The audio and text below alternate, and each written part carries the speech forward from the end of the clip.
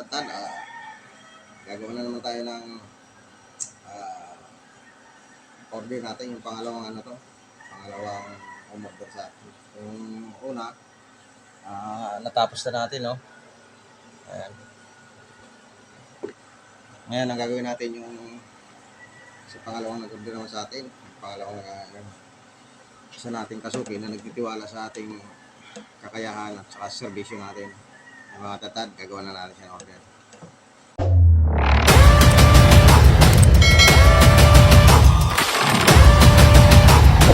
Ang natin gagawin mga katatad ay yung limpo niya, adobo, 6 na kilo.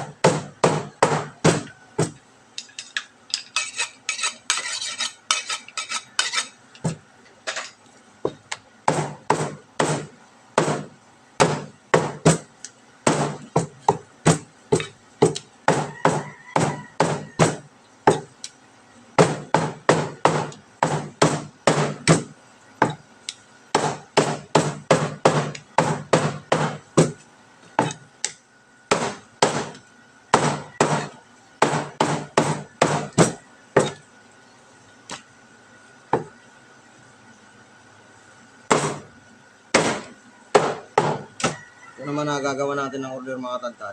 Ito yung araw-araw kumukuha. Ginagamit niya sa restaurant.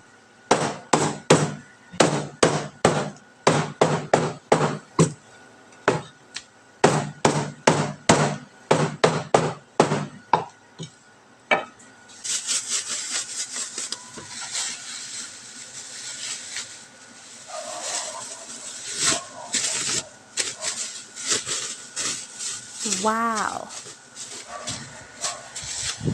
Ayan mga tatad, ang gagawin pala natin ay 6 na kilo ito, 3 kilong limpo, adobo, ayan, at saka yung 3 kilo ay sinigang. Yung una natin palang hiniwa ay yung adobo, ito naman pangalawa natin ay sinigang mga tatad. Ayan, kung napapansin nyo mga tatad ay yung bandang pitso ang ating hiniwa kasi adobo naman or sinigang ang request ng ating customer, hiniwa na natin yung bandang pitso mga tatad kasi kung yung bandang gitna ng limpo ang ating hiwain, isayang naman, pwede pa natin i-display. Ayan, diskarte lang mga katatad para yung natitira sa atin, kung may mga pa-order tayo sa kantin o restaurant, ito po ang gawin natin para doon sa mga meat shop na may mga pa-order sa mga kantin o restaurant. Kung ikaw ay isang tindero, ito ang gawin mo para sakali man may matira sa iyo, kasi hindi naman araw-araw nakakaubos tayo. Mahalaga dyan mga katatad, ang natitira sa atin ay maganda na, wala na tayong mga scrap o mga reta-retasong paninda natin. Ayan, mahalaga dun mga katatad, yung natitira sa atin ay maganda na, kaya sasamahan natin ng kakaibang diskarte tungkol sa pagbibigay sa customer.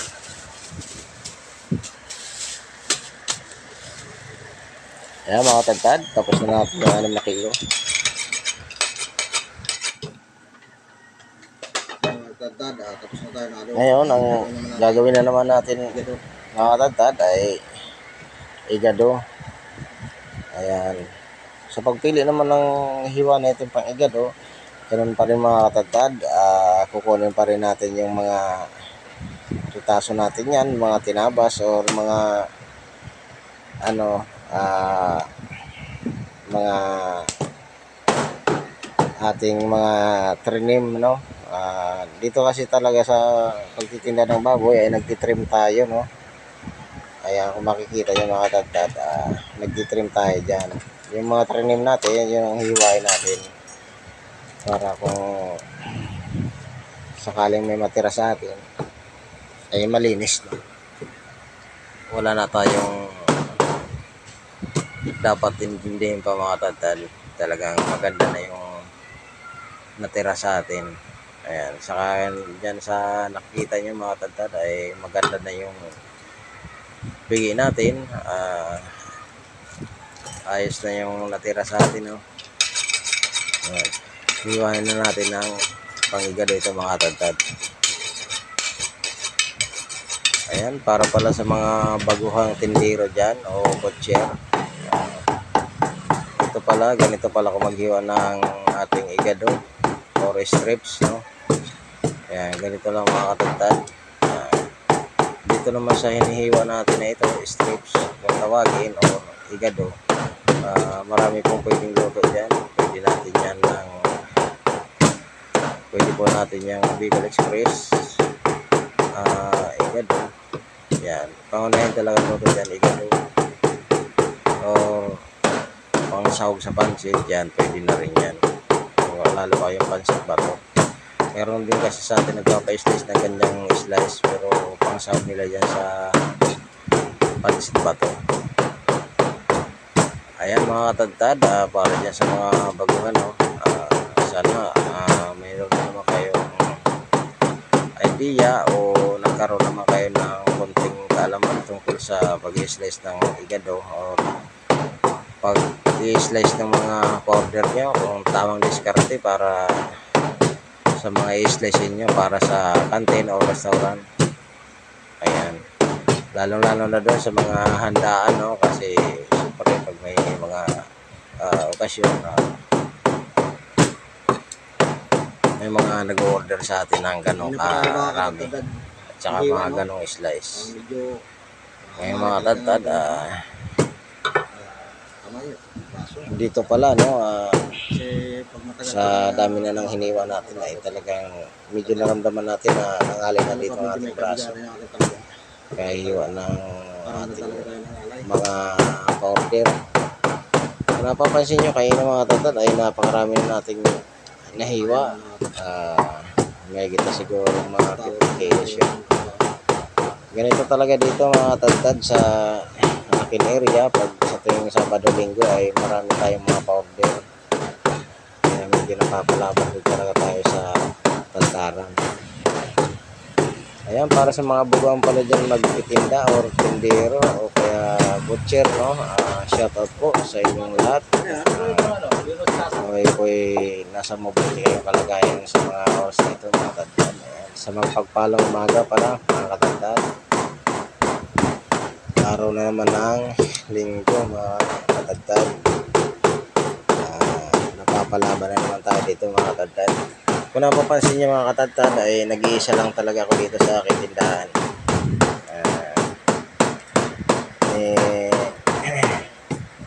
Wala talaga tayo dito kasama, kaya ang ginagawa natin pag marami tayong order, maaga ako nagbubukas mga katadtad o maaga ako napunta dito sa tindahan.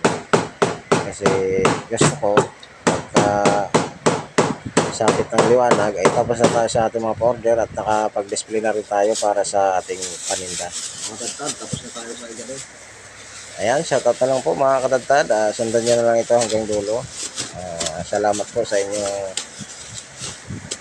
panonood sa aking munting video. Dito pala mga katadtad, tapos na tayo mag-slice ng igado. Minudo. Ang gagawin naman natin mga katadtad ay minudo. Ayan, minudo naman ang gagawin natin. Dito naman sa minudo mga katadtad, pasok dito mga katadtad yung mga scrub natin dyan o mga tinabas natin sa pag-titinda, kasi hindi natin naman maiwasan na mayroon tayong tatabasin sa Singat yan mga katadtad. titinda, no? Mayroon tayong tatanggalin dyan ng mga sumusobra. Katulad dito mga katadtad na pigi. Ayan, panoorin niya kung ano gagawin ko dito sa pigi na ito. Titrim lang natin ito mga katadtad. Ayan. Pero bago natin ito i-trim, lilinisan pa rin natin ito mga tatad. Lilinisan muna natin yan. Kung nasa nakikita nyo ay kinakayod natin yung balat kasi mayroon pa yung mga tira-tirang balahibo. Ayan mga tatad, oh. Ayan, tinitrim natin yan.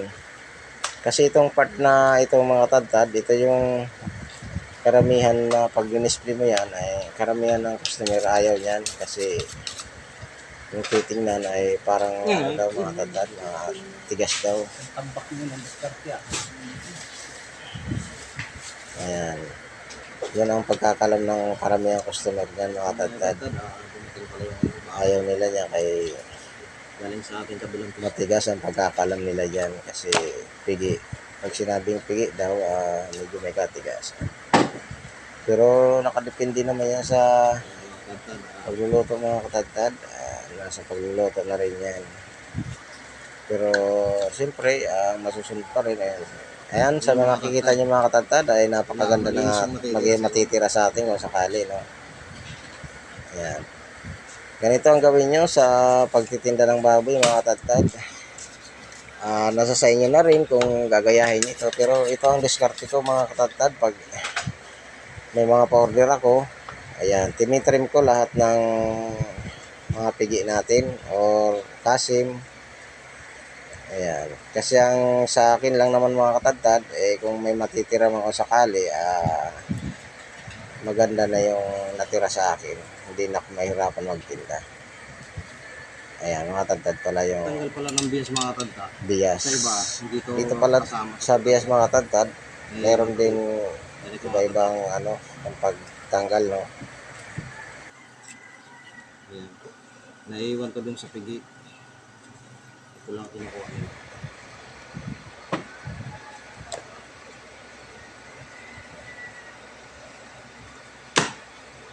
Ayan, sa nakikita nyo mga katagtad, todo trim tayo dyan, no?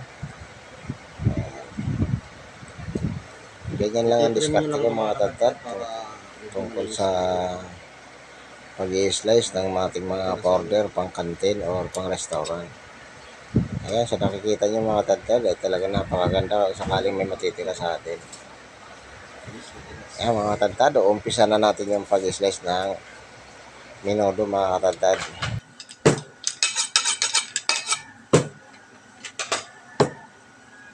Dito talaga sa pagbabuhay mga katandad, kailangan mo talaga ng kailangan mo talaga dito ng kakaibang diskarte. O, diskarte talaga mga katandad.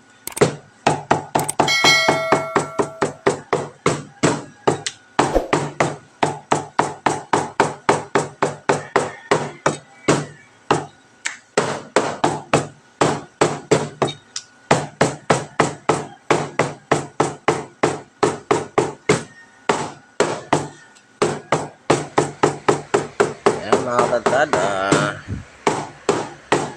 medyo nagmamadali na tayo dito at medyo paliwanag na, no? Inaasahan na naman natin ang pagdagsa ng maraming customer kasi linggo ngayon mga katagtad. Ayan. Ayan mga katagtad, shoutout po sa inyo lahat, sa mga masusugid nating viewers dyan, sa mga titiwala sa atin YouTube channel. Ayan, kahit bago pa lang tayo dito ay marami na nagsasubscribe sa ating channel.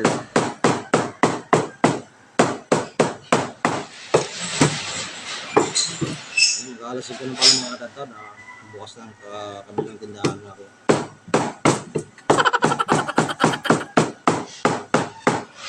Nakakapag-tapi na rin tayo mga katandad. Ayan, nagpapasalamat pala tayo sa ating mga kasuki na patuloy na tumatangkilik dito sa ating mga paninda, no? Dito sa tindahan natin. Yung mga masusugid nating customer. Ayan, shoutout po sa inyo and then mabuhay po kayong lahat. Doon sa ating mga bagong viewers, no? Shoutout po. And lalong-lalo na doon sa ating mga subscriber. Ayan. Shoutout po sa inyong lahat mga katagtad. Papasalamat po ako sa inyong panonood dito sa aking mga ina-upload na video. Ayan. Sana hindi kayo magsawa sa panonood sa aking video na i-upload mga katadtad. Ayan, shoutout po. Sundan nyo na lang ito hanggang dulo mga katadtad. Ito naman ay binabahagi ko sa inyo mga ginagawa ko sa araw ng linggo. Ito ang ginagawa ko sa araw-araw. Sa araw ng linggo lagi, ganito lagi tayo. Araw ng Sabado at Linggo, ganito lagi. Marami tayong hinihiwang mga order natin o mga pan-deliver. Ayan. Kaya nagpapasalamat tayo ng sobra-sobra dito sa mga nagtitiwala sa ating mga kantin o restaurant. Ayan, sa mga naghahanda sa tungkol sa mga okasyon, no? Sa atin sila nakakuha ng kanilang mga ihanda. Ayan. Shout out po sa inyo and salamat sa tiwala sa ating serbisyo. Ayan, bilang isang tindero, napaka laking tulong po ito sa akin, no? Kasi maaga ko nakakapagpaubos na ating paninda. Ayan, shout out po, and then sundan nyo na lang ito hanggang dulo na ating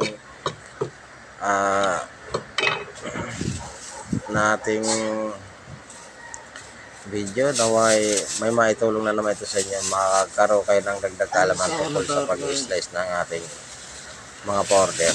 Salamat, hindi mabuhay po tayong lahat.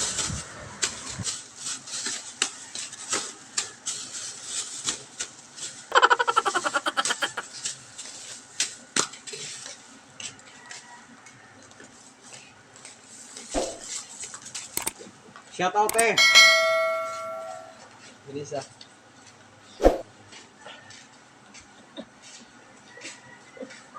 Ayun na. Basta? Basta. Ang mga tatap, bibigyan ko mga to. Ayan mga katagtad, sa part na pala ito ay meron na tayong customer, no? Bumili ng longganisa, pambaon daw, isigaan ng sa trabaho.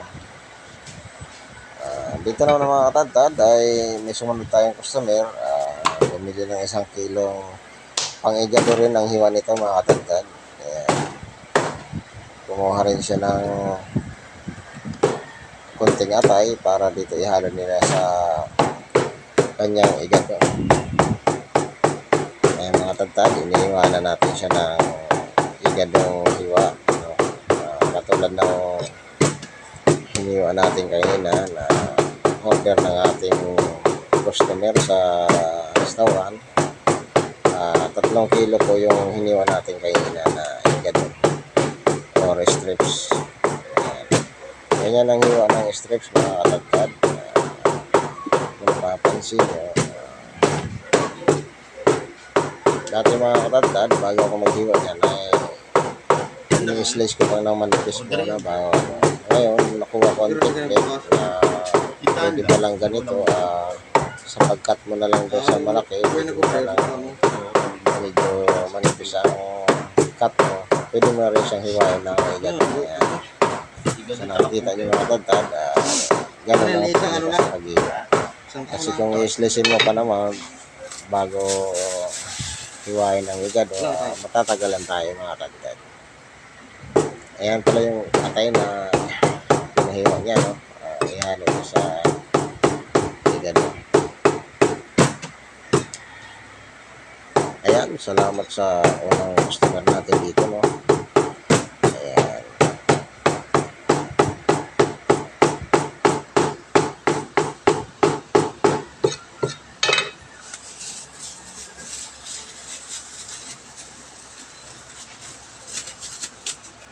Mag-isang itlog, no? Ayan, dito naman mga katagtad ay kasama pa rin nung in-slice natin kanina, yung order sa restaurant. Mayroon pa rin siyang kasamang 3 kilong manok. Adobo rin ang cut. Ayan, kaya nagtitimbang tayo ng manok dito para diwain ng pang adobo. Ayan mga katagtad.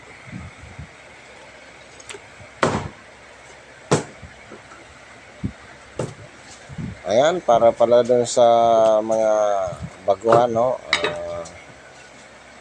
Ito ang tamang pag-slice ng adobong manok mga katadtad. Ayan, sa nakikita nyo. Makikita nyo dyan kung paano ko hiwain. Pantay po ang laman kaysa dun sa bato. Kasi ang iba kasi pag naghiwa, may lamang, no? May lamang ang bato, meron din lamang ang laman.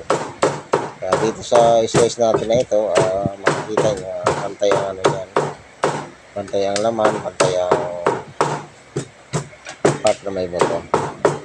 Para yung kakain naman, hindi naman siya maano sa kanyang napili.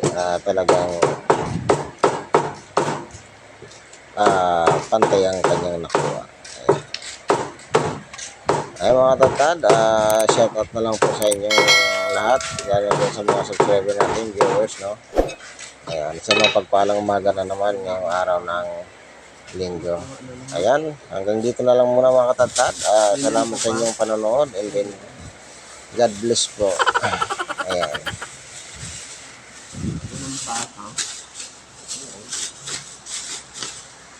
Ang dami naman niya.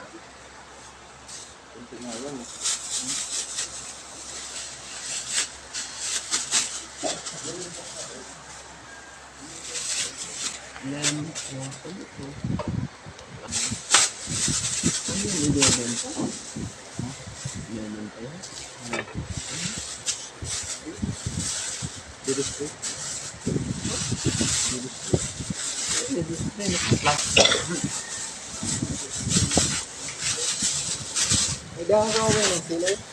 Wala, malingki pa sila, Roy. Napasag pa sila.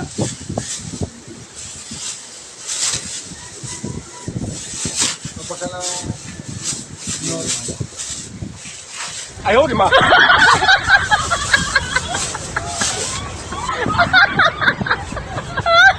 Hello, good morning mga katadtad. Busy ang ating si idol nyo. Pa-shoutout na kayo habang may nagsasalita pa rito.